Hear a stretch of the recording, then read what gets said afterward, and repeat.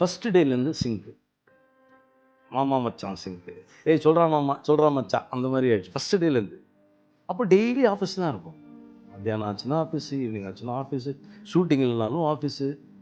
அப்போ டெலிவிஷன் இல்லாமல் பண்ணாமல் இருந்த காலகட்டம். எனக்கும் போகிறதுக்கு ஒரு இடம் இல்லைண்ணா. நானும் வேலைக்கு போகிறேன்னு சொல்கிறதுக்கு. வீட்டில் இருந்தால் மரியாதை இருக்காது பிரதர். நானும் வேலைக்கு போகிறேன் அப்படின்னு சொல்லிட்டு இங்கே வருது. செம்ம பெர்ஃபார்மருங்க அவன். அவனுக்கு கரெக்டான வாய்ப்புகள் கிடைக்கலங்கிற வருத்தம் எனக்கு எப்பவுமே இருந்தது. அவன் இறந்துட்டான் அப்படின்னு சொல்லும்போது எனக்கு ஒன்றுமே புரியல. நான் அப்படியே திடீர்னு I felt last. I am not seeing. தினமும் பார்க்கல அவனை, தினமும் பேசல, தினமும் அதெல்லாம் இல்லை. பட் ஏதோ ஒரு நேரத்தில் ஒரு 2 வருஷம் வாழ்ந்தல்ல அவன் கூட. எல்லாம் அடிக்குது அடிக்குது அடிக்குது அடிக்குது. சேட்பட்டில் மனோஜ் இருக்கான்னு சொன்னாங்க. அவங்க சொன்ன வார்த்தை நான் யூஸ் பண்ண மாட்டேன். எனக்கு அவன் இன்னும் உயிரோடு தான் இருக்கான். மனோஜ் வந்து சேட்பட்டில் வீட்டில் இருக்காங்கன்னாங்க. நான் அடுத்த நாள் காலையில் தான் போனேன். போனாக்கா அங்கே இல்லை.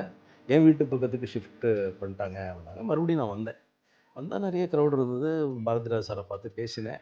எனக்கு அவனை அப்படி பார்க்க முடியல.